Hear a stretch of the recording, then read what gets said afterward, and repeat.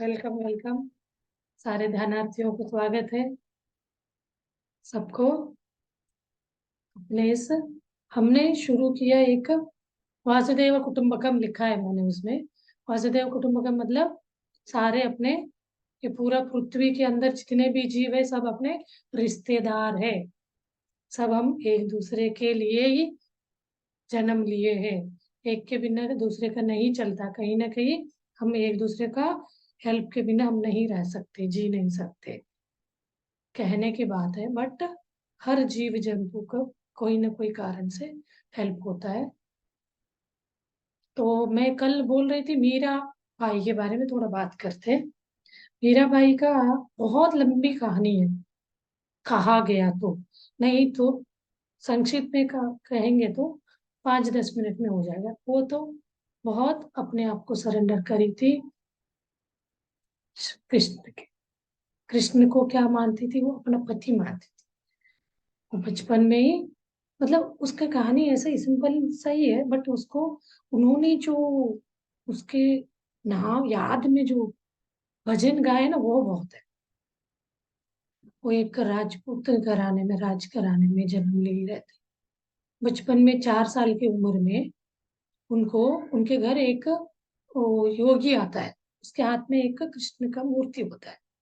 तो ये बच्ची वो मूर्ति के लिए अट्रैक्ट होती है। 4 साल के बच्चे, वो मूर्ति मुझे चाहिए बोलती है। वो बोलता है वो मेरा है, वो नहीं देता है। तो ये जिद करती है मुझे चाहिए, तो वो नहीं देगा। ये तो मैं बहुत, वो योगी जो है शुरू से उसको पूछता आया रहता है। तो वहां से चला जाता है वो। ये तो वो रोते हुए, 4 साल के बच्चे जिद करके रोते हुए बढ़ते, मुझे नहीं मिला वो करके। जो व्यक्ति वो ना दे के गया रहता है ना, उसको स्वप्न में आके बोलते हैं आपको इसको मूर्ति को जहां पहुंचना था उस जगह गया था, आप क्यों लेके आ गए? उनको देना था करके उसको स्वप्न आता है। तो उसको लगता है ये तो बहुत, मतलब ऐसे महान वो कर्म लेके आई रहती है मीरा। तो वापस आके वो मूर्ति उसको दे जाता है, कृष्ण का मूर्ति। 4 साल से लेके वो बच्ची अपने खिलौने जैसे उसके साथ खेलती रहती है, हर वक्त साथ में लेके रहती है। फिर वो एक बार अपने मम्मी से पूछती है शादी क्या होता है, शादी कैसे, शादी करना है इस टाइप का। तब मम्मी मजाक में बोलती है छोटे बच्चे गुड़िया गुड्डा गुड़िया के खेल खेलते, तो ठीक है शादी कर लूं, मैं किससे करूं शादी? तो वो है ना तुम्हारा डॉल, मतलब वही कृष्ण का मूर्ति, उनसे करो। तो वो बच्ची इतना सीरियसली लेती है, वो समझती है मेरा शादी उससे हो गया, उसको अपना मनी मन पति मान लिया। फिर बाद में उसका शादी करा दिया जाता है। तो वो राजस्थान के राजघराने के होते हैं। उनका देवर राणा ऐसा कुछ नाम है। नामों को तो नहीं जानती, मैं लिख के नहीं रखी। तो शादी के बाद ये हर वक्त मूर्ति के वो उसके साथ गाना, मतलब बातें करना। तो एक बार वो उससे बातें कर रही थी, तो उसके ननद जो रहती है वो सुन के ऐसे उसके हस्बैंड को, पति को बोलती है तुम्हारी वाइफ किसी से बात कर रही थी। मतलब उसके दिमाग में ऐसे डाल देती है कोई पुरुष से उसका बातचीत होता है, ऐसे उसका कैरेक्टर सही नहीं है। तो वो तो पति तो वैसे नॉर्मल माइंडेड, इस बात से तो कोई पति लोग डाइजेस्ट नहीं करते बात सुनते ही। तो तुरंत आता है भाग के, क्या है मेरा इज्जत, मतलब हाई सोसाइटी के राजघराना का रहता है वो। तो हमारा वो तो फट से ऐसे दरवाजा खोलता है, वो मंदिर के वही कृष्ण के सामने बैठे रहते। कौन है कौन है? तो कोई नहीं है। तो नाटक झूठ मत बोलो। नहीं, मैं तो अपने कृष्ण से बात कर रही थी। तो वो ये सब पागलपन छोड़ दो करके वो गुस्सा करके चला जाता है। तो सब लोग उसको कुछ ना कुछ कमियां निकाल के इरिटेट करना ये करते थे। और उसके लाइफ में क्या होता है, 4 लोगों को मृत्यु होता है। एक मम्मी पापा का, उनका एक गुरु रहता है, उनका मृत्यु होता है। ये सबसे भी वो थोड़ा सा डिप्रेस में, मतलब एक तरह का मेरे चाहने वाले सब एक एक करके चले गए करके। फिर पति को भी रियलाइज होता है, वो घर छोड़ के जाती है अपने माँ के घर उस समय। तो पति को पता चल, घर से निकल जाती है वो ये भजन गाते हुए। तब पति को लगता है, वो रियलाइज होता है उसको ये वो सही थी करके, फिर उसको सॉरी बोल के ले आता है। तब उनके दोनों के बीच अच्छा ट्यूनिंग रहता है, बहुत अच्छे से रहते रहते कुछ दिन भी नहीं हुआ रहता, 5-6 महीने से पहले ही उनका पति का मृत्यु हो जाता। फिर तो उसको चाहने वाला कोई नहीं रहेगा। उसका देवर रहता है हर वक्त इसका, तुम गाना नहीं गाओ, मतलब भजन नहीं करना। उस जमाने में तो बहुत उसका अपोज मानते थे। ये सबसे वो अपना गुरु को एक चिट्ठी लिखती है, मुझे ऐसे बहुत दिक्कत हो रहा है, तो अपने मन से, मन का पूछो, क्या मन बोलता है आपका मन, वैसे करो। तो वो मन में तो उसको लगता है निकल जाना है घर से, तो वो क्या करती है, घर से निकल के वृंदावन आ जाती है। हाथ में एक तारा, वो होता है ना गाना सुनाने का, एक तारा बोलते हैं, उसको हाथ में पकड़ के गाना गाते हुए निकल पड़ती है। तो सब लोगों को लगता है कोई लड़की ऐसे गाना गाते हुए बाहर जा रहे, तो उसका देवर को तो बहुत बेइज्जत फील हो, कैसे अपना घर का ये कर रही है, इज्जत को ये। तो अपने धुन में आंख बंद करके भजन गाते हुए वहां कृष्ण के इसमें जा रही है। तो उसको लगा उसका देवर को हमारा ये खानदान का ये कर रही है, तो उसको वापस ले आएंगे, चलो कर कैसे भी करके ले आते। तो उसको तो बहुत टॉर्चर करते रहते, वो तो हर वक्त उसको विष पिलाते, विष देते मारने के लिए।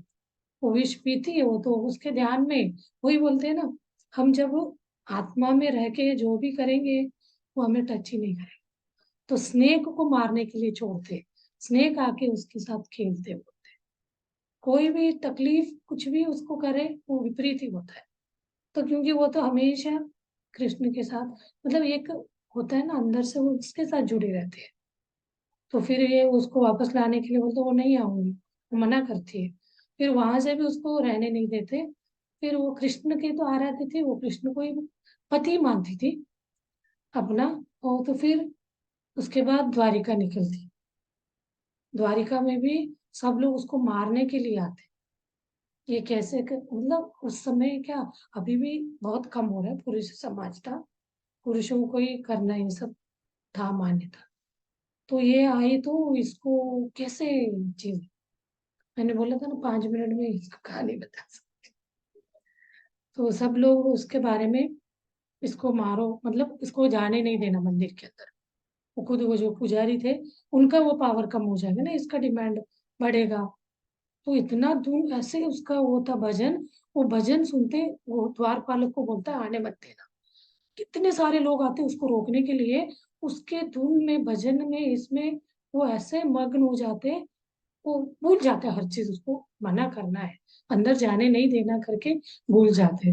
वो तो ऐसे गाते गाते अंदर जाती है, बाहर निकलो बोलती है, तो पूरा वो द्वारिका में कृष्ण के इसमें जाके ऐक्य हो जाता, मतलब वहां अपना वो उसमें चली जाती है, क्या बोलते हैं, हम ध्यान में, समाधि में चली जाती, मतलब उसका ये वाला कहानी तो हुआ है, रियल ही है। इंसान एक जन्म लिया, तो उसने अपने आप को वहां एक अपना प्राण को भगवान, मतलब वही कृष्ण आराधना उसका वो ले लिया बोलते हैं।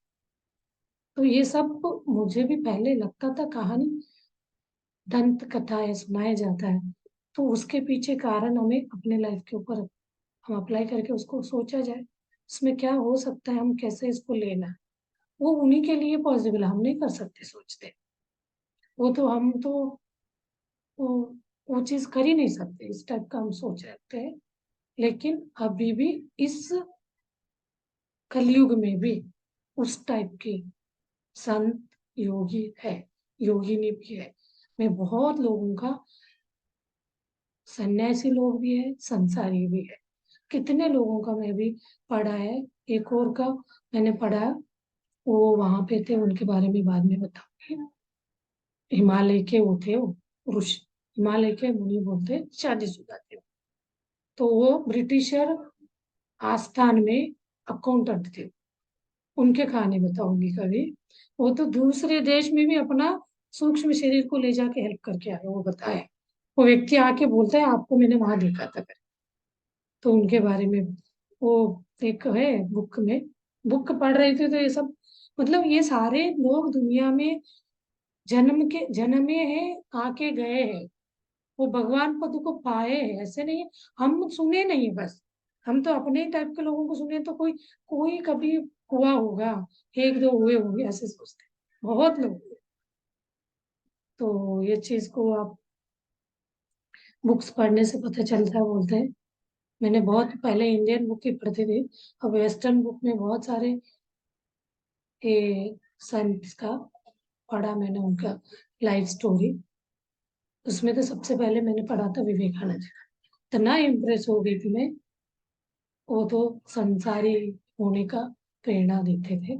बट बाद में हम संसार, मुझे गिल्ट होता था, वो सन्यासी के बाद बोलते थे हम गलत है क्या, फिर संसार में है।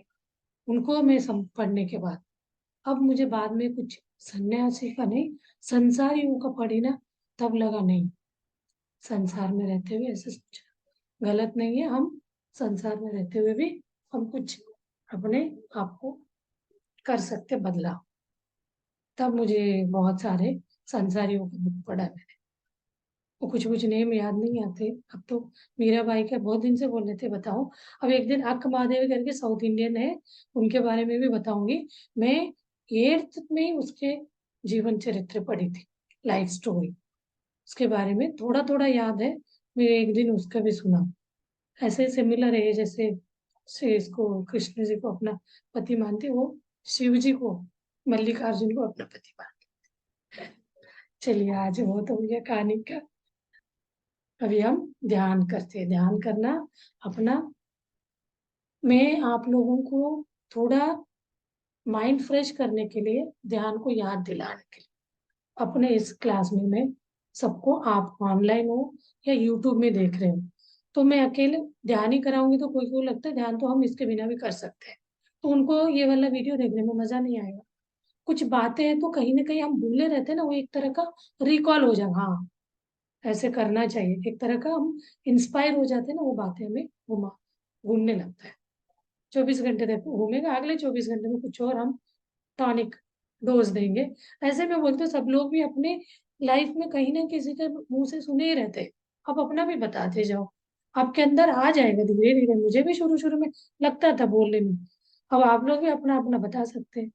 कोई भी ऐसे कहानी किसी का भी सुने हुए इंस्पिरेशनल हो, तो आप 5-10 मिनट सुना के फिर हम मेडिटेशन में बैठ सकते हैं।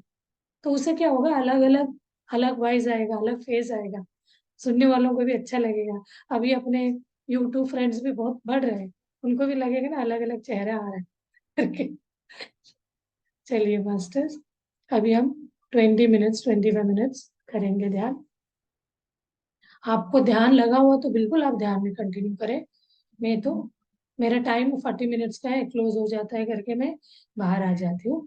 तो उसको क्लोज करके उसको अपलोड करने में, वो लाइव वाला एक बार मैं समझूंगी एक दिन। उसको लाइव करने से क्या होता है, बाद में अपलोड करना नहीं पड़ेगा, उसमें फिर मुझे 15-20 मिनट लगता है। चलिए अभी आप लोग ध्यान शुरू करें। ध्यान का, आप ध्यान के ही बारे में समझना है, कुछ मैं गाइडेड मेडिटेशन की भी वीडियोस डाली हूँ, आगे पीछे वीडियोस को देखिए, कुछ मैंने ब्रैकेट में उसका डिटेल लिखा है, तो उस रिलेटेड टॉपिक को आप समझना है, उसके अंदर जाके देख लेना, तो आपको कोई डाउट है तो वो क्लियर हो जाएगा। तो उसमें कम से कम 300 वीडियोस होंगे। अब नेक्स्ट नेक्स्ट करते जाएंगे तो पीछे वीडियोस दिखता जाएगा। तो कुछ कुछ प्ले लिस्ट में भी रखा है, आप लोगों को जो भी देखना है देख सकते हैं। तो डाउट है तो आप क्वेश्चन कर सकते हैं। तो ध्यान को बढ़ाना जरूरी है। आप कुछ नहीं है तो आपका जितना एज है उतना मिनट तो जरूर करेंगे, तभी वो आपको काम करेगा। आपका रोग से निरोगी होंगे, अज्ञान से ज्ञान की तरफ जाएंगे, अंधेरे से उजाले की तरफ क्या ले जाएंगे, शरीर से हम आत्मा की तरफ जाएंगे, सबसे ऊंची चीज। तो ये चीज के लिए हमें ध्यान ही एकमात्र साधन है। आप कोई भी तरह का साथ ध्यान करें, आप अंतर्मुखी हो जाइए, अपने शरीर के अंदर का जो इनर जर्नी बोलते हैं, उस जर्नी को करेंगे। आपको जिस किस टाइप का ध्यान, आपको बहुत तरह के ध्यान है, उसमें आनापान सति का हम बताते हैं। बाकी और ब्रह्म कुमारी इसका है, रविशंकर जी ध्यान कराते हैं, ईशा फाउंडेशन वाले कराते हैं, और रामचंद्र मठ करके एक मिशन वो कराते हैं। और ये जो बुद्धा रिलेटेड वाले जो कराते हैं ना, वो सब श्वासों को ऑब्जर्व करो बोलते हैं। इवन महावीर वाले भी श्वास को ऑब्जर्व करो बोलते हैं। और हिंदू में भी जो पुराने जो लोग हैं ना, जो ऋषि, हिमालय योगीज वगैरह, वो सब भी श्वास को ऑब्जर्व करो बोलते हैं, क्योंकि वो हिंदू यानी वो शिव जी का वो मानते हैं। आदि योगी बोलते हैं ना, आदि योगी यानी सबसे पुराना योगी, योगी यानी ध्यानी, मेडिटेटर। तो वो लोग हिमालय योगी सारे उनका फॉलो करते हैं। ऐसे आप कोई भी फॉलो करें। आज मैंने इसी बारे में क्वेश्चन करा, कोई कोई लोग हमारा ईगो आ जाता है, किसका, आध्यात्मिक ईगो, हम इसको फॉलो करें, ये बहुत अच्छा है, ये बुरा है, नहीं। वो वाले बात आ रही है तो आपको आध्यात्मिक ईगो आ रहा है आपके मन में। आज एक क्लास में मैंने इस क्वेश्चन भी करी। तो आप कोई किसी का भी फॉलो कर रहे हैं, अल्टीमेटली वो रिजल्ट उनको मिलना चाहिए, बस वो करना है। किसी का मैं ये कर रहा हूँ, इससे आपको नहीं मिला तो दूसरे में करिए ट्राई। आपको कोई अंदर से खुशी संतुष्टि नहीं मिली, अंदर से खुशी संतुष्टि यानी वो जो आत्मा को हमें देखना है, ये वाले आंख से नहीं, इनर आइज, चर्म चक्षु से नहीं, ज्ञान चक्षु से। वो ज्ञान चक्षु खुलेगा तो सब दिखेगा। तो आप उसको ही कोशिश कर रहे हैं हम, ध्यान, कोई भी विधि अपनाइए, ध्यान करिए, उस चक्षु को देखिए, देख के आप वहां क्या हुआ वो बताएंगे, वहां दिखेगा ही वही चीज, आपको अपने लाइफ में अडॉप्ट करेंगे, पूरा लाइफ चेंज हो जाएगा, चेंज हो जाएगा। मतलब हम ऐसे उड़ने लगेंगे, कोई भी कष्ट, दुख, तकलीफ हमें टच नहीं करेगा, कोई भी बीमारी भी। इवन बोलते हैं मेडिटेशन यानी नो मेडिकेशन, दवा के, ये चीज हम मेडिटेशन के बिना कैसे, मेडिटेशन से कैसे होगा, क्योंकि हमारे दिमाग में वो नहीं बैठा हुआ है ना, साइकोलॉजी में। तो ये दवा लेते हो तो कैसे होगा। आप सब चीज को भूल के इसमें सरेंडर हो जाइए, तो अपने आप वो छूटती जाएगी। चलिए आप अपना स्वयं सहज, नेचुरल, प्राकृतिक श्वास को ऑब्जर्व करते चलिए।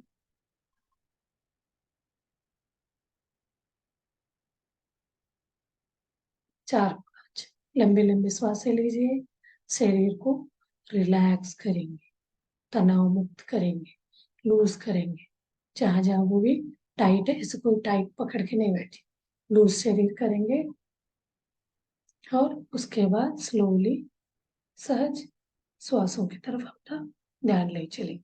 मैं श्रावण मास वाला एक वीडियो म्यूजिक है उसको डालती हूँ, उसमें शिव जी का वो है। तो आप आदि योगी को अपने साथ लेके ध्यान करिए।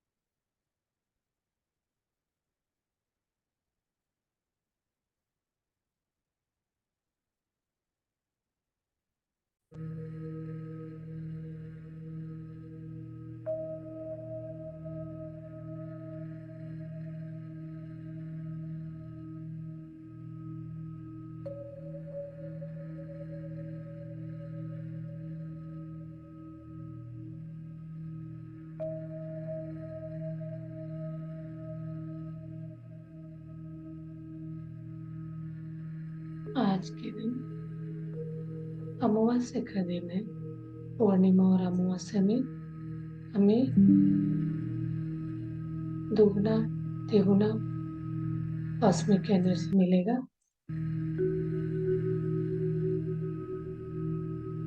आज के दिन आप आधे घंटे ध्यान करोगे तो 3 टाइम्स ज्यादा एनर्जी आपके अंदर फ्लो करेगा।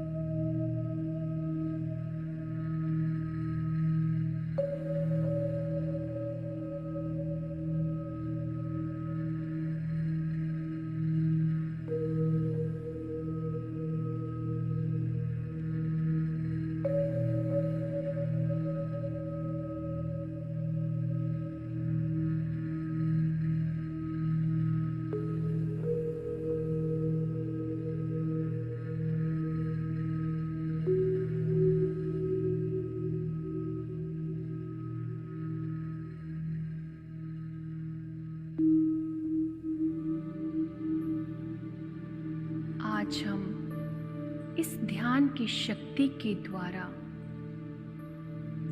अपने भीतर से आभार की ऊर्जा के साथ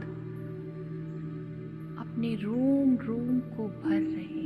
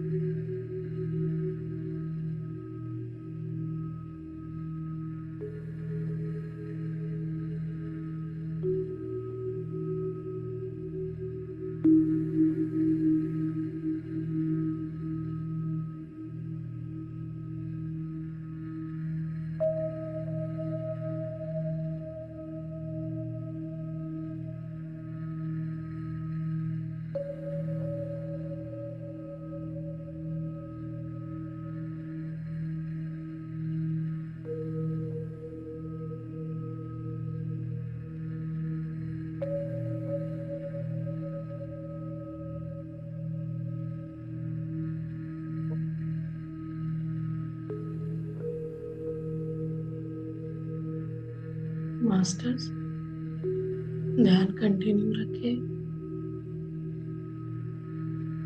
म्यूजिक का खत्म होने के बाद भी आप आज अपने हिसाब से ध्यान से बाहर है। Okay masters.